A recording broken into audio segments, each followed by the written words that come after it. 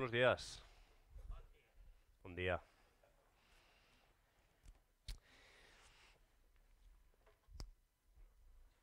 ¿Podéis ponerme, por favor, la presentación? Y vais a tener una presentación en las pantallas, Dios mediante. Gracias. Si veis las pantallas, veis el título de esta mañana, Bendición Familiar. Josué nos hablaba del Dios de Abraham, el Dios de Isaac, el Dios de Jacob. Yo no podría hablaros de mi Dios sin que hubiera un vínculo necesario con las generaciones que me han precedido, y en cada uno de los testimonios que cualquiera de nosotros, tengamos la edad que tengamos, cualquiera de los testimonios que podamos dar sobre lo que ha sido nuestra vida, seguro vamos a encontrar un rastro inequívoco de las personas que nos han precedido, bien sean nuestros padres, nuestros abuelos, bien sean personas simplemente de la otra generación que nos han compartido el Evangelio, o que nos han ministrado, que nos han discipulado, que nos han enseñado el camino. Es imposible, es totalmente imposible, de acuerdo al proyecto de Dios, pensar en avanzar en este camino sin la necesidad de personas de otras generaciones que nos han mostrado el camino. Entonces, por esa razón, quiero empezar esta mañana con un texto que está en Gálatas 3, enseguida lo tendréis en pantalla, que dice lo siguiente, dice: todos sois hijos de Dios por la fe en Jesús el Mesías, porque todos los que fuisteis bautizados en el Mesías, del Mesías estáis revestidos. No hay judío ni griego, no hay siervo ni libre, no hay varón ni hembra, porque todos vosotros sois uno solo en Jesús el Mesías. Obviamente, este texto no se puede tomar estrictamente literal. Es decir, en el momento en el que se dice esto, en la Iglesia, y todavía hoy, siguen existiendo judíos y gentiles. Siguen existiendo siervos y libres, y siguen existiendo hombres y mujeres. ¿Estamos de acuerdo en esto? Por lo tanto, el sentido que esto tiene no es un sentido literal, como si esto eliminara las diferencias biológicas o las diferencias étnicas, por ejemplo. El sentido que esto tiene está claramente en el texto: los que estáis revestidos del Mesías, de Cristo, entre vosotros sois uno solo. Las diferencias que hay entre vosotros, sean del tipo que sean, son completamente inválidas a la luz del hecho de que sois uno solo. Os pongo un cuadro que hay a continuación. Os pido a los de vídeo que le vais dando... No me necesita, a mí me tienen aquí, si podéis ir pasando... Fijaos, sé que queda pequeñito, pero espero que en la tele se vea un poco más grande. Tenéis a la izquierda, en la columna de la izquierda, los tres comentarios. Primero dice, ni judío ni griego, es decir, eso está relacionado con la etnia. ¿Correcto? ¿Sí? Distancias que han creado las etnias a lo largo de la historia. Podríamos hablar de racismo, podríamos hablar de nacionalismos, de xenofobia, de superioridad cultural, de religiosidad, incluso de guerras religiosas o de guerras entre estados. No han creado las divisiones entre etnias todas estas cosas a lo largo de la historia. No ha tenido que la Iglesia que combatir estas cosas, a veces no ha sido hábil combatiéndolas. La segunda diferencia de la que habla, siervo ni libre, una cuestión más social. No ha habido toda la historia que combatir el clasismo social, el que haya clases, que haya esclavitud, que haya ricos y pobres, que haya un norte y un sur geográfico, que hablamos de primer y tercer mundo, que haya migraciones y refugiados todo el tiempo. No son estas las distancias, las barreras, las diferencias que hay precisamente entre siervos y libres. Y la tercera de la que habla el texto, varón y hembra, ¿qué decir del machismo históricamente? ¿Qué decir del feminismo actualmente? La desigualdad de género, la trata de personas, la prostitución, la violencia de género o las ideologías de género actuales. Todas estas distancias, todas estas barreras, todos estos muros, ¿no son acaso dañinos, no rompen acaso con la realidad del ser humano, no han roto, a lo largo de la historia con nuestra forma de relacionarnos unos con otros y han sido impedimentos. Y la Iglesia, todo el tiempo, ha tenido que luchar estas realidades.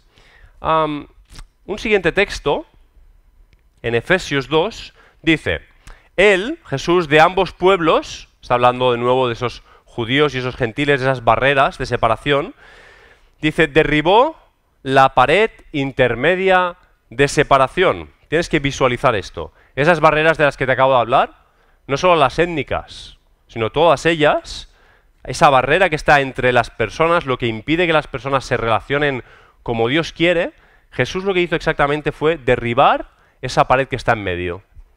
Dice, para crear en sí mismo de los dos un solo nuevo hombre, haciendo la paz, y reconciliar con Dios a ambos en un solo cuerpo por medio de la cruz, matando en ella la enemistad. Y pensando en todo esto, a mí Dios me empezó a hablar en diciembre del año pasado, también a raíz de un pequeño congreso en el que estuve con Josu, un congreso de jóvenes, empezó a hablarme un poquito más del tema de la relación entre generaciones, lo que se llama intergeneracionalidad. Un tema complejo. Y es verdad que Gálatas no dice esto, pero podría decir también a Gálatas, ya no hay ni joven ni viejo, ya no hay generaciones. ¿No podría también Gálatas decir esto? El Evangelio ha roto las diferencias que rompen nuestras relaciones en cuanto a todo lo demás, pero no en cuanto a esto. Si Gálatas escribiera en 2019, probablemente ante el contexto que tenemos hoy en el mundo, esto a lo mejor sería hasta más necesario que algunas de las otras. Yo me imaginaba esto escrito en Gálatas, ya no hay joven ni viejo, ya no hay generaciones. Y obviamente, igual que sí que hay hombres y mujeres, sí que hay jóvenes y viejos. Pero entendemos que el sentido es que lo que el Evangelio hace en nuestras vidas va más allá que las diferencias que puedan haber en nosotros por ser hombres o mujeres, jóvenes o viejos, tener más o menos dinero. Eso queda absolutamente roto, deshecho en el Evangelio, o debería. Y por eso yo quiero hablaros un rato de intergeneracionalidad hoy, de las dificultades, de los problemas que tenemos entre generaciones. Y quiero mencionaros algunas dificultades también en base a textos. Primero quisiera que viéramos una diferencia que a veces dificulta que veamos las cosas con claridad. Y son los términos unidad, uniformidad y diversidad. Me gustaría hablaros de ellos un momento. En Efesios 4, del 4 al 6, la Biblia dice, un solo cuerpo, un solo espíritu, más adelante dice un solo Señor, una sola fe, un solo bautismo, un solo Dios y Padre de todos. ¿Esto vale para todos los años que uno pueda tener? ¿Vale para los 3, los 5, los 15, los 30 o los 70? ¿Esto es válido para todos? Nuestra unidad no es uniformidad. Nuestra unidad está basada en el hecho de que Cristo en la cruz rompió esa barrera que nos separaba, que nos distanciaba. Pero eso no significa uniformidad. De hecho, la misma Biblia que dice eso también dice hay diversidad de dones, y dice, aunque el Espíritu es el mismo, hay diversidad de ministerios, pero el Señor es el mismo, hay diversidad de actividades, pero Dios que efectúa todas las cosas en todos es el mismo. ¿Lo ves? Unidad y diversidad, no unidad y uniformidad. Y uno de los grandes problemas que ha tenido muchas veces la Iglesia y las relaciones en la Iglesia es que tendemos a uniformarnos.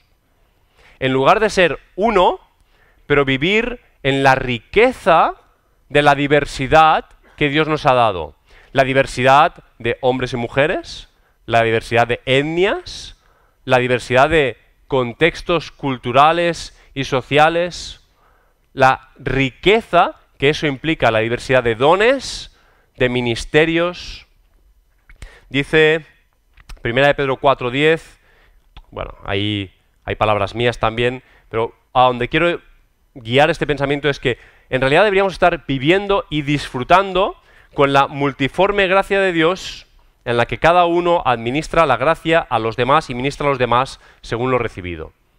Es decir, cada uno de los que estamos en esta sala somos únicos. Al mismo tiempo, todos juntos somos uno. Cada uno de los que estamos en esta sala somos diversos. En el mismo momento en el que empezamos a uniformarnos con los que están al lado, lo que estamos haciendo es violentar la multiforme gracia de Dios. Ya no quieres ser tú, ya no quieres pensar como tú, ya no quieres vivir como tú, ya no quieres desarrollar el ministerio que Dios te ha dado, quieres ser como aquel o como aquel otro, quieres copiar esto, quieres sentirte que haces lo mismo que los otros, no quieres sentirte como una oveja que se conduce de una forma distinta. Pero Dios nos ha llamado a ser uno y a ser diversos, no a ser uniformes, sino a ser uno y a ser diversos. Y por eso quiero hablaros de 3 principios. Antes de ello, antes de entrar en esos 3 principios, quiero deciros que mi percepción como alguien que ha llegado desde fuera hace poco más de un año, en cuanto a las generaciones de esta iglesia, es la misma que en todas las iglesias que he pisado. Y hay tensión. Y se percibe en el ambiente. Y esta es una de esas cosas que yo digo, cuando voy a predicar a veces pienso, Señor, ¿para qué me haces hablar de estos temas? ¿No? Pero hay tensión. Tenemos a los niños de esta iglesia prácticamente segregados. Casi no comparten espacio con nosotros. Las razones no las juzgamos. No estoy pretendiendo juzgar nada. Solo poner las cosas sobre la mesa. Tenemos adolescentes sufriendo por la forma en la que somos familia. No lo ven. Tenemos jóvenes que están a disgusto con cómo somos familia. Pero esos adolescentes y esos jóvenes no se están preocupando mucho por las generaciones que les precedieron. No están representando bien el Evangelio. Cuando se preocupan tanto de cuál es la forma en la que la familia se está desarrollando, pero no les importa el corazón de sus padres y de sus abuelos. Jóvenes, adolescentes, esto es para vosotros. Luego iré con los mayores. Si os importa tanto la forma en la que somos iglesia, la forma en la que hacemos iglesia, pero no os importa el corazón de vuestros padres y el corazón de vuestros abuelos, no habéis entendido lo que es la iglesia. Ahora os han puesto allí, ¿no? Normalmente miraba para allá, pero bueno, tenéis representantes también. ¿Me estáis oyendo, adolescentes, jóvenes? Sí, algo sí. No podéis decir que amáis esta iglesia si no amáis a vuestros padres y no amáis a vuestros abuelos. Si no amáis la gente que tiene 50, 60, 70, 80 y 90 años. Si no os importa cómo se sienten. Si no os importa cómo ellos perciben las cosas también. Ahora, también veo muchos padres en esta iglesia sufriendo en medio de 2 aguas. Veo muchos padres desviviéndose porque tienen niños y piensan, ¿qué iglesia le vamos a dejar a estos niños? ¿Cómo somos familia para estos niños? ¿Qué están viendo? ¿Qué testimonio están recibiendo? Y les preocupa cómo ven las cosas y por un lado dicen, deberían cambiar las cosas para ellos, pero luego miran para arriba y ven a sus padres y sufren y ven el sufrimiento de sus padres, que no siguen el ritmo de los cambios de la vida, porque con los años cada vez cuesta más seguir el ritmo loco de este cambio, de esta vida, que todo lo altera tan rápido. Y tienes a muchos padres en esta iglesia sufriendo entre generaciones, sacrificados. Ya para mí da igual, a mí yo quiero que mi padre esté bien y quiero que mi hijo esté bien. Y veo un montón de abuelos, entendedme el lenguaje, hablo de edades, de generaciones, no hace falta que seas literalmente abuelo, sufriendo por cómo van las cosas y qué pasará con todo nuestro legado, con todo lo que hemos vivido por el Señor, con todo el sacrificio que hemos hecho, con todo el trabajo que hemos hecho, qué legado está quedando, qué están haciendo las siguientes generaciones con ese legado. Y sufriendo también, todos sufriendo, hay mucho sufrimiento, tensiones generacionales. ¿Qué está pasando? Quiero hablaros de 3 principios bíblicos que me gustaría que nos ayudaran a repensar un poco toda esta situación y que nos ayudaran a clarificar lo que creo que el Señor quiere para la iglesia, no solo para esta, sino para su iglesia. El primer principio da un poco el sentido al nombre de la predicación. Es, sin bendición familiar hay maldición. Y sé que la palabra maldición asusta un poco. Es una palabra que a veces nos remueve un poco. Pero está basado en el texto de Génesis 12, los 3 primeros versículos, os los recuerdo, aunque son muy conocidos. Dice, ahora bien, Yahvé había dicho a Abraham, recordáis que se nos ha hablado de Abraham, de Isaac, de Jacob. Yahvé había dicho a Abraham, vete de tu tierra, de tu parentela, de la casa de tu padre a la tierra que te mostraré. Y haré de ti, de Abraham y de los que salieron con él, de esa familia, haré de ti una nación grande. Te bendeciré y engrandeceré, y serás bendición. Bendeciré a los que te bendigan, y maldeciré a los que te maldigan, y en ti serán benditas todas las familias de la tierra. Mira el plan. El plan de Dios es, de una familia, establecer bendición Dios en esa familia, para que esa familia distribuya bendición a todo lugar, a toda familia. ¿A toda familia lo dice o no? ¿Ves distancias étnicas? ¿Ves distancias generacionales? ¿Ves distancias entre hombres y mujeres ahí? El proyecto de Dios es bendecir una familia y que esa familia bendecida bendiga a las familias. Y que eso ruede, simplemente. Ahora, observa, si me podéis poner el árbol genealógico, porque claro, si tú quieres bendecir y en tu familia hay tanta bendición como maldición, la cosa se hace un poco complicado. Quiero que mires la pantalla y recordarte un poquito la historia. ¿Te acuerdas que Abraham estuvo casado con Sara? ¿Ves ahí el anillo de compromiso? ¿Sí? Pero no podían tener hijos y Abraham también se juntó con Agar. Idea de Sara, por cierto. Y tuvieron a Ismael. ¿Lo ves? Quiero que lo veas y que lo visualices porque se va a complicar el árbol genealógico. Y tuvieron a Ismael, que fue medio hermano de Isaac. Por eso está partido por la mitad del hermano, ¿vale? Medio hermano. Isaac, a su vez, se casó con Rebeca. Ya dentro del contexto de la familia, tal como estaba más o menos pensado que fuera. Y tuvieron a Esaú y a Jacob, que fueron hermanos también. Esaú se casó con Judith y con Bosemat, que eran eteas. Es un detalle que te pongo ahí. Y Jacob se casó con Lea y con Raquel y tuvo complicaciones parecidas a las de su abuelo, también luego con las concubinas de cada una de sus esposas. ¿Lo ves? ¿Te acuerdas de esto? Por cierto, que Lea y Raquel eran hijas de Labán, que era hermano de Raquel. ¿Lo tienes claro? Pásame a la siguiente. Muchas cruces, ¿no hay ahí? Mira, fíjate lo que pasó. Fíjate dónde queda la bendición. Agar y Sara, peleadas. Sara dice, Abraham, llégate a Agar, que no tenemos hijos, que no sé qué. Se llega, tienen hijos, entonces Sara se pone celosa, se pone envidiosa, quiere que la eche. Empieza la maldición entre dos mujeres. Claro, Abraham entonces tiene un problema. Su matrimonio bendecido empieza a ser un poco complicado. Y donde debería haber solo bendición, empieza a haber maldición. Y tienes entre Abraham y Sara, maldición. Y entre Abraham y Agar, ya ni te cuento, que la acaba expulsando y Dios en persona se tiene que hacer cargo de Agar y de su hijo. ¿Y pudo Abraham ser padre para Ismael?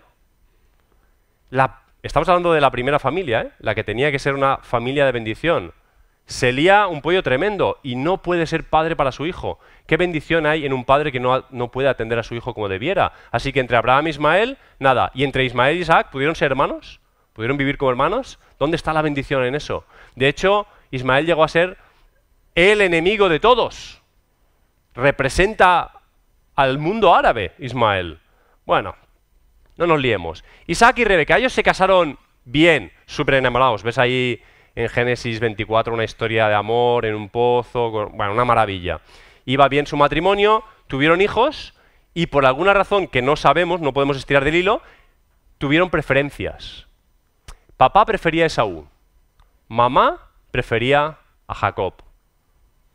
¡Qué maldición!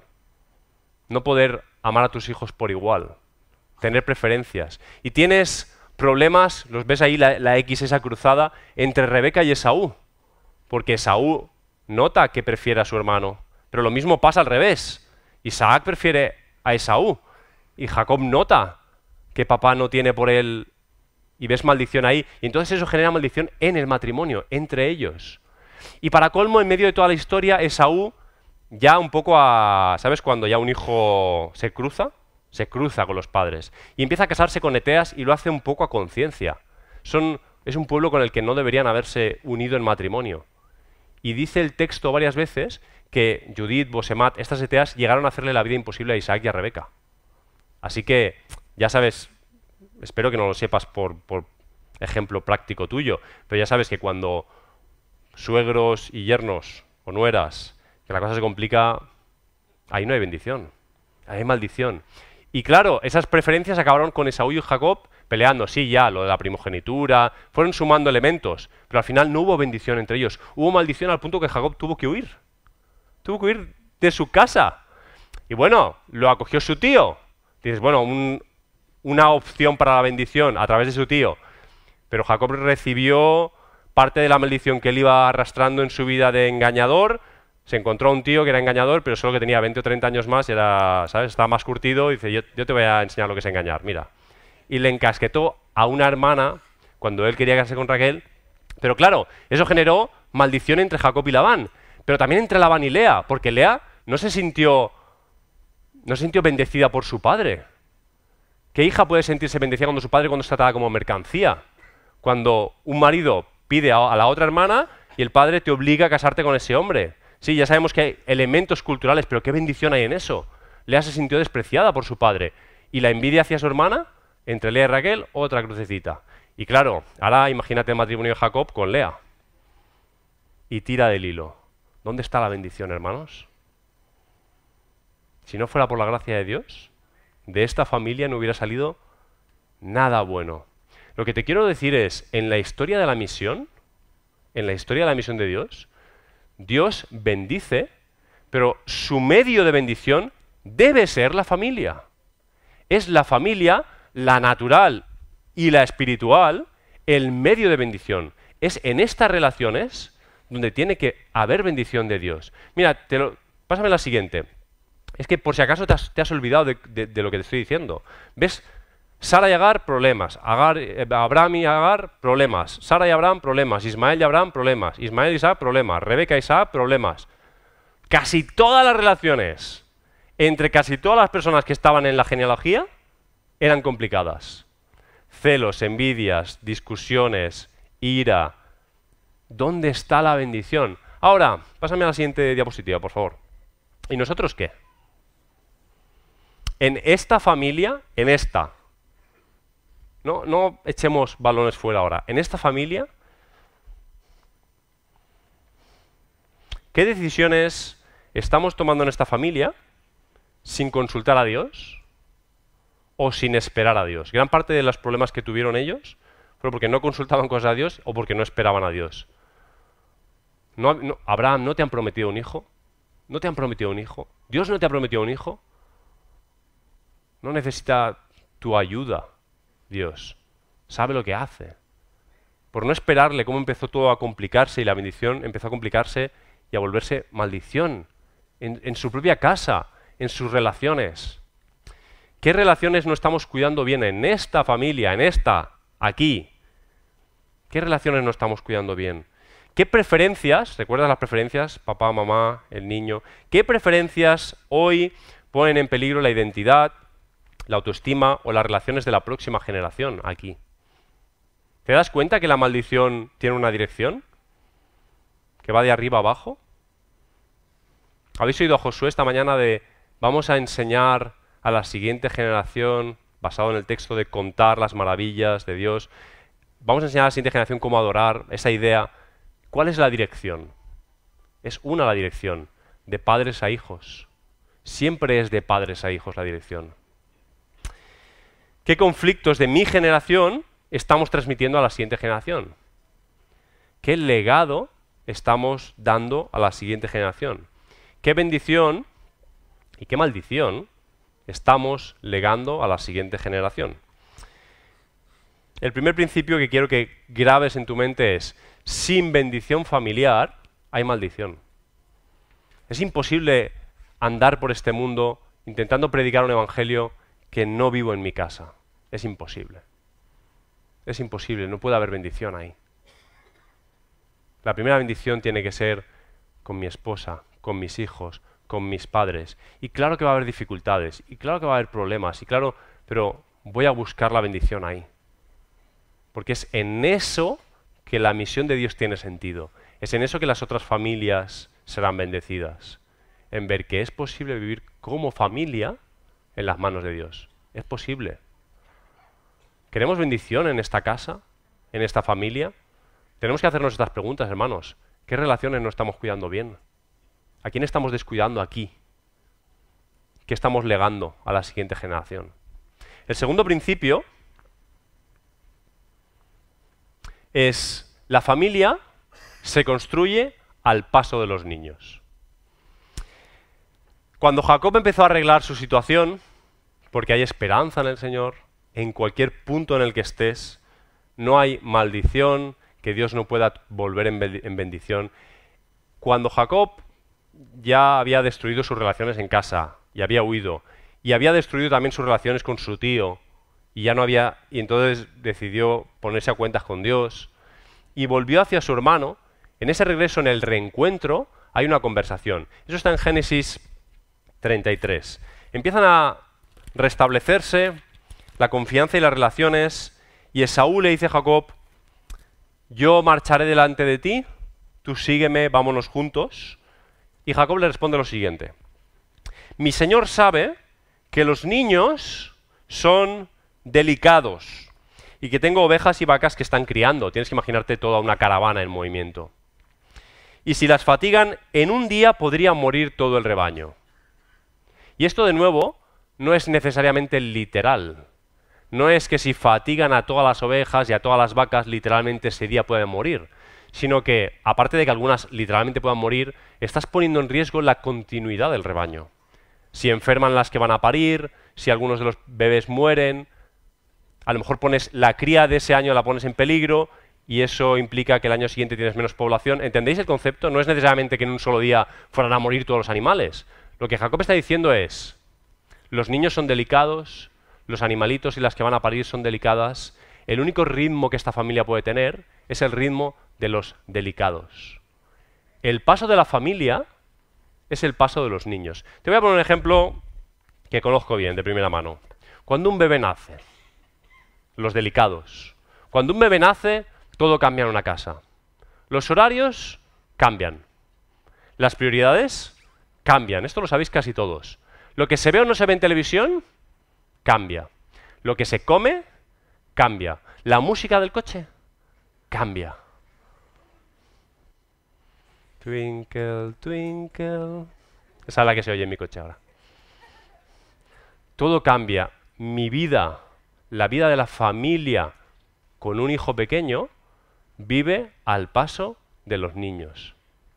¿Qué significa eso para nosotros? Otro texto. En 2 Corintios 12, 14. Y ya os lo he adelantado esto. Pablo está escribiendo a los corintios. Pablo es la persona que ha movido esa iglesia, que es padre espiritual de esos hijos, y va a hablar de paternidad, pero no lo va a hacer en el sentido biológico, lo va a hacer en el sentido espiritual. Y va a decir: no os seré una carga, está hablando de visitarles, no seré una carga porque no busco vuestras cosas, sino a vosotros. Porque no están obligados a atesorar los hijos para los padres, sino los padres para los hijos. Señores, ya está bien de esperar madurez de los delicados. Ya está bien de esperar madurez de los niños, de los adolescentes. Los que tienen que actuar con madurez son los padres. A los que tenemos que reclamar que atesoren para los hijos es a los padres. Y de ahí para arriba, no para abajo. Pues claro que los niños van a ser niños y pues claro que los adolescentes van a ser adolescentes. Ya les tocará ser padres. No vamos a ponerles ahora el peso de atesorar para los padres. Ellos tienen que recibir de los padres. Es mandato bíblico que sean los padres y de ahí para arriba los que atesoren para los hijos. Y Pablo no está hablando de dinero ni está hablando de la familia biológica, está hablando de lo espiritual. Está hablando de la iglesia de Corinto. Él, como padre espiritual de la iglesia, le está diciendo: no os preocupéis por los detalles, no os preocupéis por si dormiré o comeré aquí o por lo que tengáis que hacer para mí. Yo voy para darme a vosotros. Voy para atesorar para vosotros, para dar lo mío por vosotros. ¿Qué significa eso para nosotros como iglesia? ¿Qué significa para los que somos padres y de ahí para arriba? ¿En cómo estamos pensando la iglesia? ¿En cómo estamos pensando el legado para los que vienen? ¿En cómo estamos pensando nuestras relaciones? ¿En cómo estamos pensando nuestros cultos, nuestros ministerios? porque somos nosotros los que tenemos que atesorar para los que vienen detrás. No es una pelea, no es una disputa, es una pura dación. ¿Recordáis el tema de los pisos y los bancos? Una dación. Nosotros vivimos para darnos a ellos. Porque la dirección es una en la bendición de Dios. De los abuelos a los padres, de los padres a los hijos, de los hijos a los hijos cuando los tengan. Si no vivimos con eso en la mente, tendremos tensiones generacionales que no vamos a resolver bien. Porque estaremos esperando una reciprocidad. Pero yo no estoy esperando de mi hijo reciprocidad. Aunque me echa una sonrisa y me siento pagado. Pero no estoy buscando reciprocidad. Me tengo que dar a él, es mi obligación. Así que recuerda, sin bendición familiar hay maldición. La familia se construye al paso de los niños. Tenía un par de preguntas aquí. Para nosotros como familia, como iglesia, ¿qué ritmos de esta familia o de esta iglesia no hemos adecuado a los más vulnerables aún? Los más vulnerables de esta iglesia, ¿qué ritmos no pueden seguir?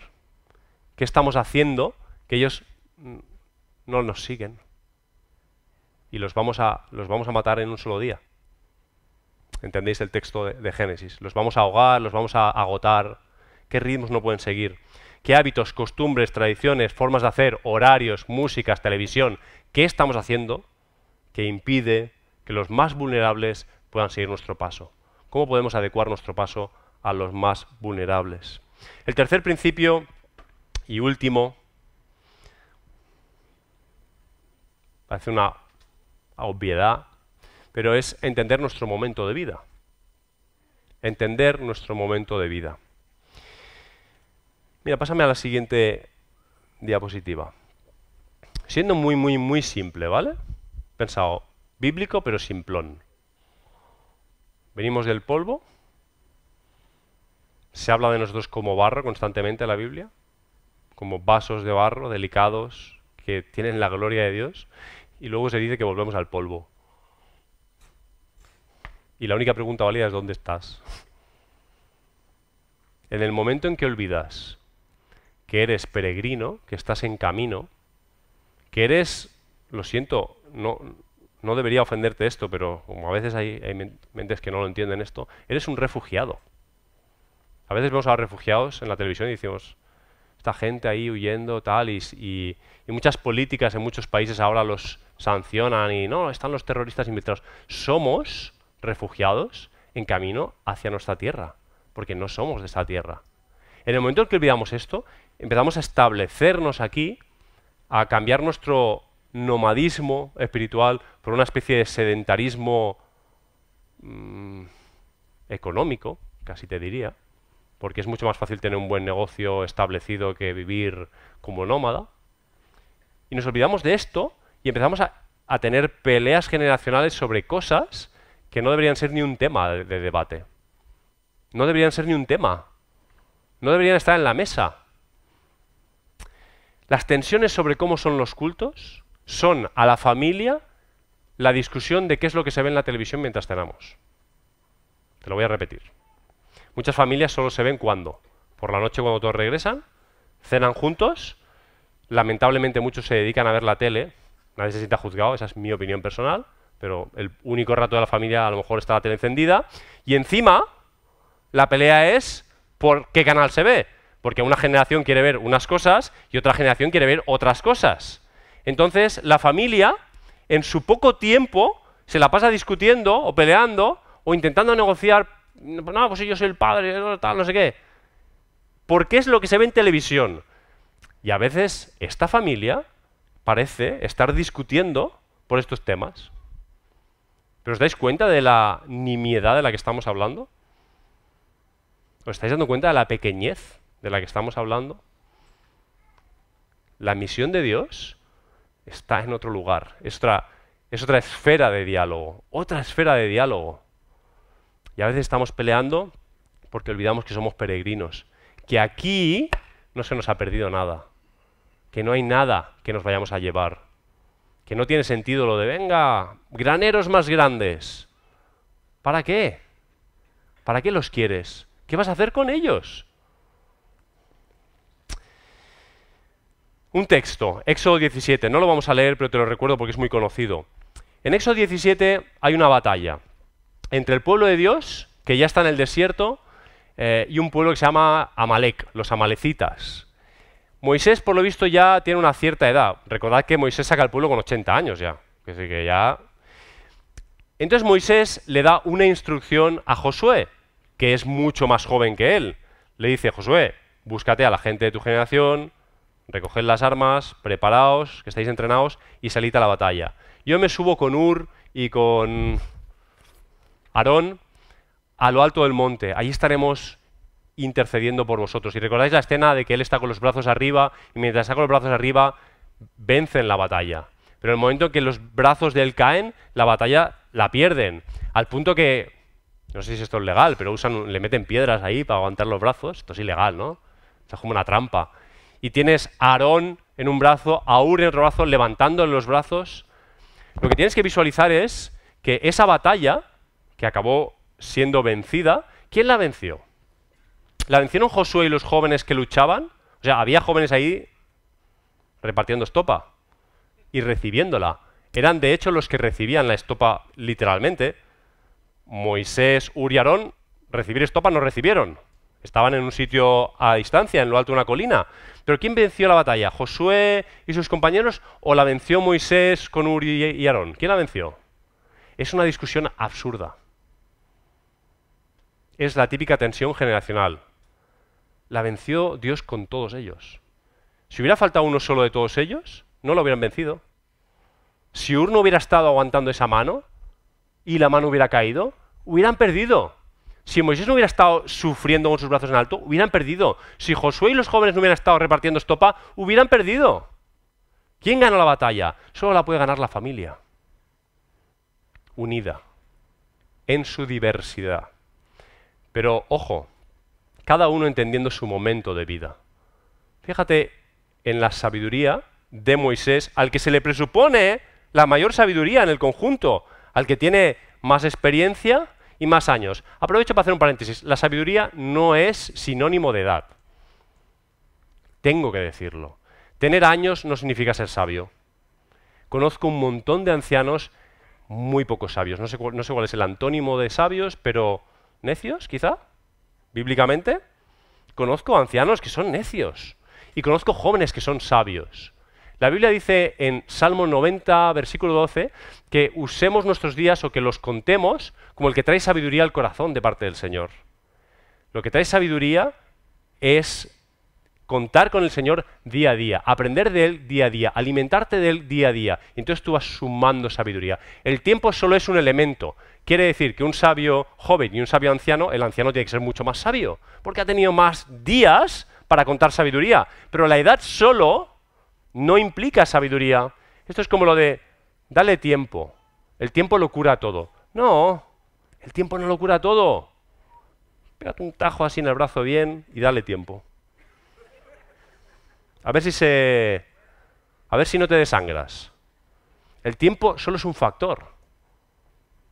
Moisés, Ur, Aarón, los que entendieron, de entre todos tenían más sabiduría porque habían contado sus días bien y porque tenían años de sabiduría, entendieron la estrategia. Nosotros, nuestro momento de vida no es coger la espada ya. Si vamos a luchar nosotros con los amalecitas, piénsalo, ¿eh? Moisés, si yo cojo la espada y voy contra los amalecitas, perderé. Y conmigo mis hijos, y conmigo mis nietos. Josué, tú tienes la posibilidad de hacerlo. Levántate y adelante. Pero ¿cuál es mi rol aquí? Subir a lo alto de la colina e implorar por ellos. ¿Entiendes el concepto? Tienes que entender tu momento de vida. Y aquí hay dos cosas, el tuyo y el de la familia. Porque hay dos realidades. Una es la tuya personal. Y tú tienes un momento de vida que tienes que entender. Y si no lo entiendes, ¿cómo vas a saber cuál es tu rol en la familia hoy? Porque los roles cambian. Los míos han cambiado recientemente. La paternidad lo cambia todo, ya lo he dicho. Pero cambian y cambian y cambian. ¿Cómo sabes que tu rol es el mismo que ayer? Si no estás cerca de Dios y no cuentas los días con sabiduría, ¿cuál es tu momento de vida? Y lo otro, ¿cuál es el momento de vida de la familia? Porque las familias también tienen una vida en conjunto que evoluciona, es dinámica y cambia constantemente. Y no tengo que contarte nada de esto porque en tu familia han pasado tantas cosas, en tu familia biológica, que ya te das cuenta que todo es cambio constante, que tienes que adaptarte y adaptarte y adaptarte. Y nosotros como familia, ¿no? Creemos que no, la vida es como inerte para nosotros, que no pasa nada. Pues claro que pasan cosas. ¿Cuál es tu momento de vida y cuál es el momento de vida de la iglesia, de esta familia? ¿Cuál es mi lugar en esta familia hoy? ¿Qué me está pidiendo Dios que haga en esta etapa? ¿Cuál es mi momento? Te recuerdo los 3 principios, ¿vale? Sin bendición familiar, hay maldición. No hay neutralidad, hay maldición. La familia se construye al paso de los niños y entender nuestro momento de vida. Y me gustaría ahora abrir un tiempo de oración, es lo que vamos a hacer, de hecho, está programado así. Así que vamos a despedir a aquellos que nos están viendo a través de las redes sociales, hay gente al otro lado de esa cámara. El domingo que viene, a las 11, nos volvemos a ver. Y voy a incomodar a la familia, que es una cosa que algunos pensáis que me gusta, pero no me gusta. No es que me guste, no es que tenga